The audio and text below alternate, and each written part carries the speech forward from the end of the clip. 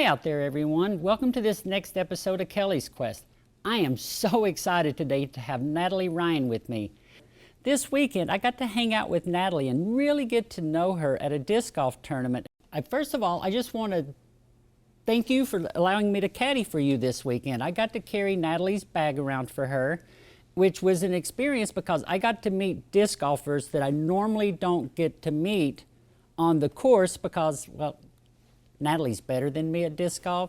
So she plays with some of those upper echelon players that I normally don't get to meet. And it was fantastic meeting these disc golfers who, it turns out, they're human beings. So thank you for that, Natalie. It was a pleasure having you. It was, I mean, for me, the whole weekend was just a whirlwind of excitement. And you've been on tour now for how long? About a month now. Started at the beginning of August, I think. The beginning of August, yeah. Okay. So I started in Kentucky at the first big Elite Series event that I've played called the Idlewild Open. And kind of started a bit rough because I hadn't played a tournament in quite a while since then. So my mental game wasn't where it needed to be, and I kind of had to work up to it. Right. But then after that, moved on to a smaller event in New Jersey, is where that one was. Okay. And then after that to Delaware, which was pretty much right around the corner, and then all the way up to here. So I'm going to say how you and I got connected. When she talks about this little tournament in New Jersey, she was on the lead card, the final round, made all of this coverage, so people all over the world. YouTube covers all of disc golf and everything like that, so now a lot of people set eyes on you. And when I saw you on that lead card, having known you just through social media and everything like that, and I saw on your shoulder the trans pride flag, and I'm like, she is out there representing us in a very bold and brave way.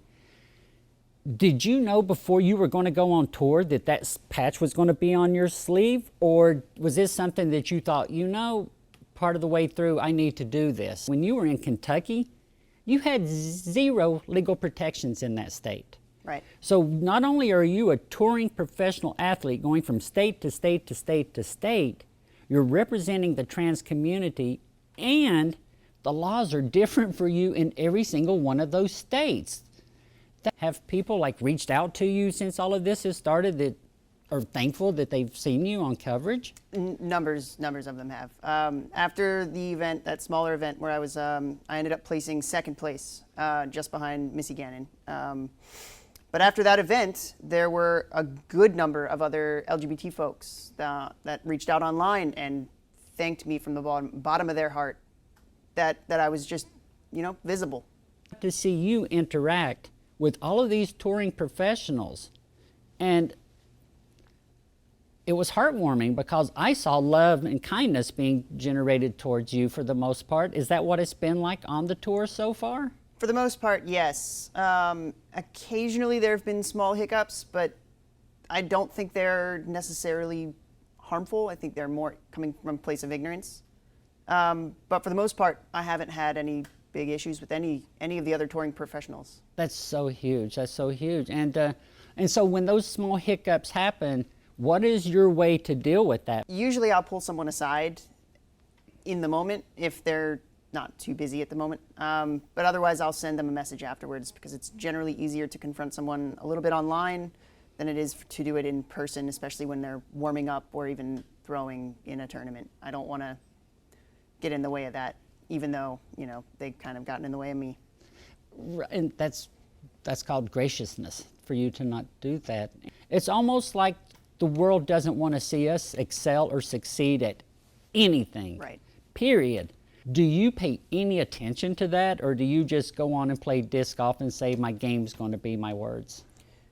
I'll pay a little bit of attention to it. I'll generally read most of the messages I get, and depending on the content of them, I may reply, I may not. If they seem like they're trying to learn, or if they seem like maybe they don't quite understand something, I'll try and clarify it to maybe teach them a little bit. But if it's just outright hateful, I'll just block it. There's no reason to deal with that in your life. And you can't win against those kind of people anyway, and they're just going to drain your energy and your focus off of disc golf. People love watching you all play.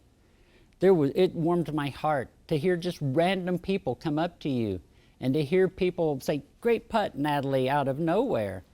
And that's a good sign for our community, and you are kind of pushing that envelope of change. It does feel really good when someone walks up to me and tells me I made a good putt. Yeah, because that's the hardest part of the game. Yeah, hands down. But I know the better you get at the game, the more times you're going to be on camera, the more coverage you will get, the more times there will be opinions directed towards you, just like any athlete. Right. But, you know, of course, you've got the trans side of it on top of it. Are you thinking about going to other places like LGBTQ companies and things like that to see if you can get some legit sponsorship? And maybe some people out there can hear this and know that Natalie is looking for sponsorship from a broader world than just disc golf community sponsorship. So Right. I'm certainly looking in as many places as I can. There's so many different things I can look for that it's kind of daunting to start. right. And honestly, LGBT organizations are probably where I should start. It's a good, safe bet, kind of. I waited a long time for people like you to come along, Natalie. I was sitting there thinking, okay, there has to be more trans disc golfers that are wanting to join the PDGA. And when you joined it, and when Laura joined it, and when all of these other people joined it, I kind of felt like a trans mama in a way. And so my question to you is, do you see this as a potential career for the next 10 years for you? Certainly. I would love nothing more than to make a career out of this. And honestly, representing such a community doing so would be nothing short of amazing. It would be. Is there a role model that you saw, like you're like, wait, I can go be an athlete and my authentic self both? And like, what other sports would you have done that in even? I kind of didn't really have a role model for that sort of thing. I'm kind of striving to try and be that role model for a lot of other people. Because I know there aren't many of us. So we need to step up when we can. Right. And this is my time. So what sports did you do before disc golf? Because I can tell you're an athlete based just on watching you play disc golf. So what were some of your other sports that you loved? Before this, I used to do parkour, kind of like gymnastics, but outdoors and jumping over stuff and flipping off of rooftops and all the other fun stuff that might involve. It's kind of hard to explain exactly what it is. Yep, there are certain ways you get over certain obstacles, other ways you get around them, things like that. Did that translate over to disc golf, do you feel? Oh yeah. Parkour taught me how to use every muscle in my body, and moving that into disc golf took a couple of years, but after I started, it took hold quick. What's your favorite part of disc golf? Throwing a drive really, really far and watching it fly for a good 5 to 6 seconds in the air, nothing beats that. And do you want to tell about the whole 8 crazy people at Maple Hill? Oh God. So they had stands out there for a whole bunch of a big crowd of people to sit in. And every time a card would come up to the tee, they'd call out all of our names, and then they would all scream for a good 20 seconds and chant, and we would all throw. And if anyone made it onto the island green that they had set up for that course, they'd all cheer and it'd explode in happiness. And those little kids started running around with the green flag, just circling back yeah. and forth. But it was so much fun. I mean, what we can do also to help you, I feel, is follow you online. Do you have an Instagram? Do you? What are your Instagram and Facebook and all of those magic things that people can see you and follow you and watch what you're doing? Because it really is impressive to watch people play disc golf at an elite level. It really is. My Instagram handle is at Natalie Ryan 1145660, and I believe my Facebook is the same profile. I'm not 100%. It might just be Natalie Ryan. But they can find you on Instagram and Facebook. They can definitely find me on Instagram. Have you come across other trans athletes on this journey that are every once in a while playing in tournaments with you or anything like that?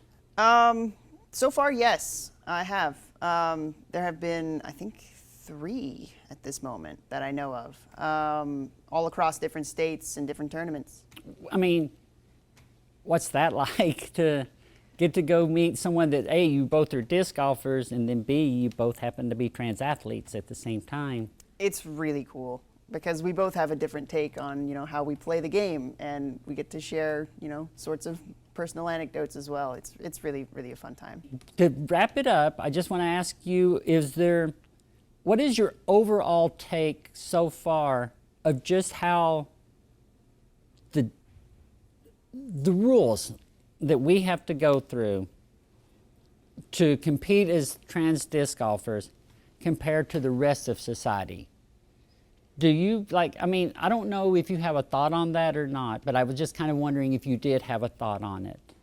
I think that the rules are fair for disc golfers. I do wish that they had tested everyone, though, rather than just trans women. It kind of seems like we get singled out a little bit. But I do think the rules are fair. I wouldn't really change them in any way. So. Okay. I think that the PDGA is working very hard Right. to bring our community in, and they're following the International Olympic Committee standards. And there are certain ways, trans women, just so the audience knows, we have to go through several more hurdles than cisgender athletes have to do. We have to prove that as trans women, that our testosterone has been thoroughly squashed and that our estrogen has been elevated. And it's not just a short-term thing. It has to have happened for quite a while that this has happened. And you also have to send in repeated blood work. That's one way a trans athlete can make it into the PDGA and play, is to meet that criteria. Another way is you have to discuss what kind of genitals you have with the PDGA. And I think that being able to have those two options will allow a lot more trans athletes into the sport. Right. You went from parkour to disc golf. Why? Well, my friends at the time had kind of distanced themselves from me. So I kind of moved away in the world? parkour community, Okay. yes. I moved away from kind of doing parkour because that was what I'd always done with my friends. So I kind of found something else when I started dating my boyfriend, Drew. Our second date was at a disc golf course, and I kind of just fell in love immediately. So That sounds so romantic to me, to be honest Right. with you. It was a great time. It was. So your partner introduced you to the game? Yes. Yeah. Okay. Are you better than him at I disc am golf? now, but it took a minute. It took a while, huh? Yeah.